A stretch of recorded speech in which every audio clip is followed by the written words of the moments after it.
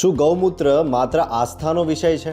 ના, હવે વિજ્ઞાને પણ તેની શક્તિ સ્વીકારી છે. વિસનગરના પ્રાધ્યાપક શક્તિ રામાનંદીએ પીએચડી સંશોધનમાં સાબિત કર્યું કે કાંકરેજ અને ગીર ગાયનું ગૌમૂત્ર ખેતી માટે અમૃત સમાન છે. કાંકરેજ ગાયના ગૌમૂત્ર પર થયેલી આ વ્યાપક રિસર્ચમાં ચોંકાવનારા તારણો સામે આવ્યા છે. એચએફ ગાયની સરખામણીએ દેશી ગાયના ગૌમૂત્રમાં નાઇટ્રોજન, કેલ્શિયમ અને ઝિંક જેવા તત્વોનો ભંડાર જોવા મળ્યો છે. શક્તિ પ્રવીણભાઈ રામાનંદી છે.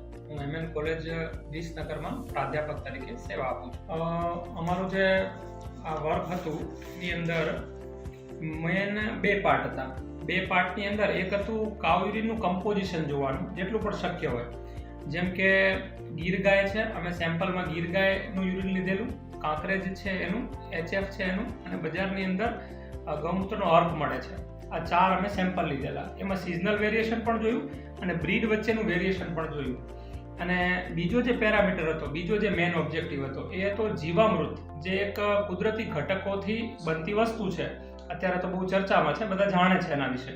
તેમાં ગૌમૂત્ર હોય, ગાયનું છાણ હોય, ગોળ હોય, થોડોક ચણાનો લોટ ને એવું નાખી શકો અને એક મુઠ્ઠી માટી નાખેલી હોય અને એની આખી બનાવવાની પ્રક્રિયા છે, સરળ પ્રક્રિયા છે. તો એ જીવામૃતની વીટ ક્રોપ ઉપર એટલે ઘઉંના પાક ઉપર શું અસરો થાય એ અમે 2 વર્ષ માટે જોયું. આના સિવાય અમે સોઇલ ટેસ્ટિંગ પણ કરેલા. એક એવા ફાર્મર છે જે 12 વર્ષથી આ પ્રકારે ગૌ આધારિત કૃષિ કરે છે. તો એમના જમીનમાંથી અમે સોઇલ કલેક્ટ કરી. એક બીજા ફાર્મર હતા જે 3 વર્ષથી આવી ખેતી કરે છે. તો એમના જે સોઇલ કલેક્શન અમે ત્યાંથી કર્યું એમના ખેતરમાંથી. અને એક જે કેમિકલ ફર્ટિલાઇઝર વાળી જે નોર્મલ અત્યારે આપણે ખેતી કરીએ છીએ એમાંથી એક સોઇલ સેમ્પલ લીધું અને આ ત્રણેયના માઇક્રોબિયલ કાઉન્ટ કરાવ્યા, ટોટલ માઇક્રોબિયલ કાઉન્ટ. તો 12 વર્ષથી જે જગ્યાએ પ્રાકૃતિક કૃષિ થાય છે એના રિઝલ્ટ ખૂબ સારા આવ્યા. ત્યાં ટોટલ બેક્ટેરિયલ કાઉન્ટ વધારે જોવા મળ્યા. હવે એમાં પણ ફર્ધર રિસર્ચ તમે કરી શકો કે કયા બેક્ટેરિયા વધારે છે. પણ આના ઉપરથી આપણે એવું કહી શકીએ કે ત્યાંની જે જમીન છે જ્યાં વધુમાં વધુ સમયથી પ્રાકૃતિક કૃષિ થઈ રહી છે એ વધુ જીવંત છે. બરાબર. બીજી જગ્યાએ યુરિયા ને એવું બધું વાપરીને ત્યાં બેક્ટેરિયા જે છે, જે નાઇટ્રોજન ફિક્સિંગ બેક્ટેરિયા પણ હોઈ શકે, જે હવામાંથી નાઇટ્રોજનનું આસ્થાપન કરે છે, તો એ મોટા ભાગે મરી જાય છે અને અહીંયા જીવંત જમીન જોવા મળી. આવું પણ એક તારણ મળ્યું અમને.